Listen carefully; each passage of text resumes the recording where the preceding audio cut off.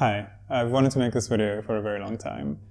I think it's something very important in pursuing a creative career, but it very easily gets overlooked. So in this video, I want to talk about focus. Also, a huge thank you to Squarespace for sponsoring this video. So this doesn't really apply to art if you're just doing it as a hobby, but I think what I'm going to be talking about in this video can be applicable no matter what you're doing. I think it just played a very big role in my career. To give some context as to why this is so important to me, when I was 7, I was diagnosed ADD and put onto Ritalin, and then I spent most of my school career on and off Ritalin and Concerta.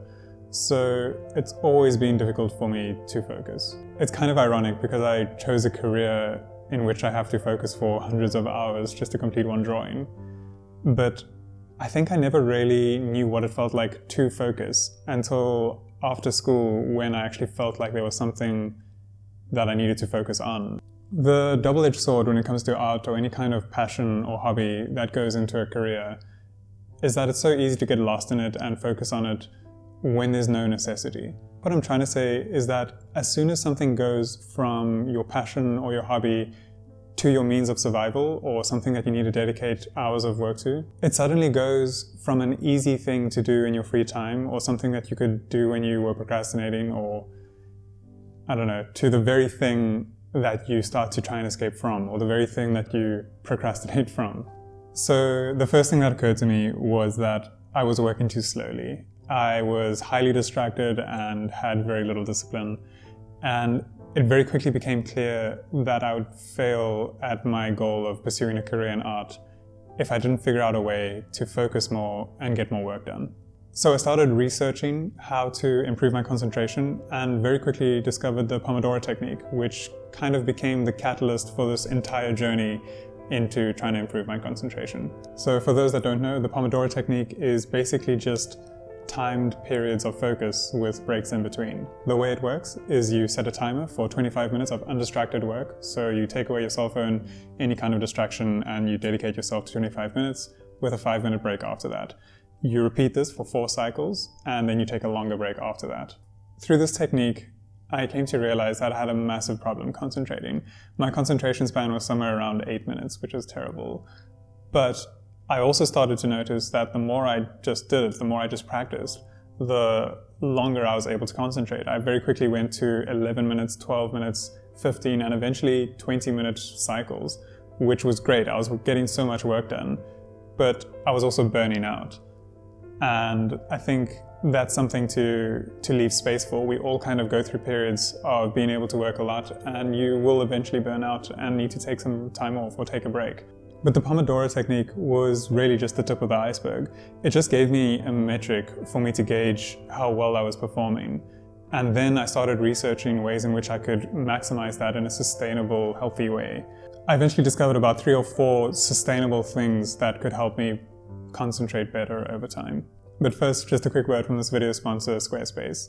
I'm really happy to be able to work with them again because it helps me sustain these videos and keep this channel going, but mostly because they're also a company that I really think can help other creatives with their careers. It's so important to have an online portfolio that can help clients find you and create an easy platform for them to get in touch with you. And for me, Squarespace did that effortlessly. I never had to patch or upgrade anything. I could easily register a domain or set up an online store, or even just design a portfolio to show my work the way that I wanted to. And every time I got stuck, their amazing support team helped me out instantly.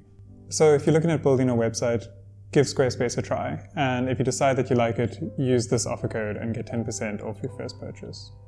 So I started off with all the quick fixes to try and help me concentrate. I tried supplements or nootropics, things like bacopa or caffeine, which we all know how that works. But I also tried some more intense things like modafinil. While these things can help you focus in the short term, these kind of drugs aren't really that sustainable or healthy. And I think the fundamentals that affect how well you can focus also affect the kind of potential that they can unlock. So I really needed to find a more holistic and sustainable way to improve my concentration. Through all the research I was doing, sleep kept coming up as an important thing, but I never really took it seriously because we all know that sleep is important. But the deeper I went, the more I started to realize how big a role sleep played with productivity and focus. Eventually I found that sleep was the number one most effective thing to improve my concentration, and it had the biggest impact on my work. My priority completely shifted, and it became to try and develop a healthy sleep cycle, which is a lot harder than it seems. It goes pretty deep, but to try and mention 2 important steps in trying to develop better sleep hygiene. The first would be to go to sleep at the same time every night. And the second would be to try and sleep in a room that is as dark as possible. The impact that getting good sleep had on my work was massive. But it took a bit of time for me to start seeing the benefits, because most of us have a massive accumulated sleep debt. The next thing was exercise. And again, of course, we all know exercise is good for you and important. But at a stage, I started exercising solely for my mental health and productivity. And the third one, to complete this trifecta of advice that we all already know is good for you, is diet. My diet was playing a massive role in my ability to sit down and focus. So something to note is that your brain uses huge amounts of energy. So if you're trying to push yourself to your limits, you need to give your brain enough nutrition and energy to get through the day. I know these things are all kind of general knowledge and cliche, but for some reason, as someone with ADD, I never really considered how big an impact they had on my focus. We're all different when it comes to food, and it would be impossible to recommend a diet that would be applicable for everyone. But some principles that I follow are whole foods are important, balanced diet is very important. This means not really subscribing to a diet that requires you to cut something completely out. Unless maybe sugar, you could probably cut as much sugar out as possible. I think that directly affects your focus. But also, just listen to your body. Eat food that makes you feel light and comfortable. It's almost impossible to work hard after you've eaten a big, heavy meal that saps all your energy. There's an underlying thing happening here when you start to tick all these boxes, and that is you're practicing discipline. These aren't easy things to maintain, and it takes discipline to implement them into your life. That same discipline is the thing that you're going to lean on to get yourself to sit at your desk every morning. It's the thing that's going to remind you to get off Instagram and focus and get some work done. Lastly, and this is nothing new, but meditation can be so helpful in improving productivity and focus. If it helps, I can share like a kind of tipping point in my practice. I think I was listening to a podcast of Kevin Rose or Tim Ferriss, where they talk about how meditation isn't something that you just do right. It's something that takes practice, that you improve with over time. It's very similar to exercise in that regard. And to view getting distracted not as a failure, but as an opportunity to practice. I think one of them put it in quite a cool way. They said, noticing that you've gotten distracted and remembering to bring your attention back to your breath is the exercise, or is the bicep curl of meditation. So the more you do it, the better you'll get at it. You don't even have to do it in a conventional way. I don't think this is particularly great practice, but I often listen to guided mindfulness meditation courses while I'm drawing. It helps hugely in just getting focused, and especially when I don't really feel like doing any work.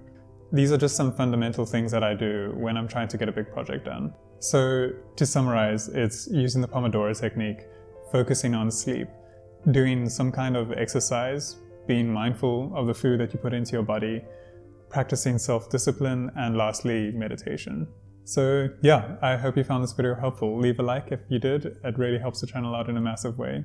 And let me know in the comments what works for you. We're all different and have different approaches to trying to be productive.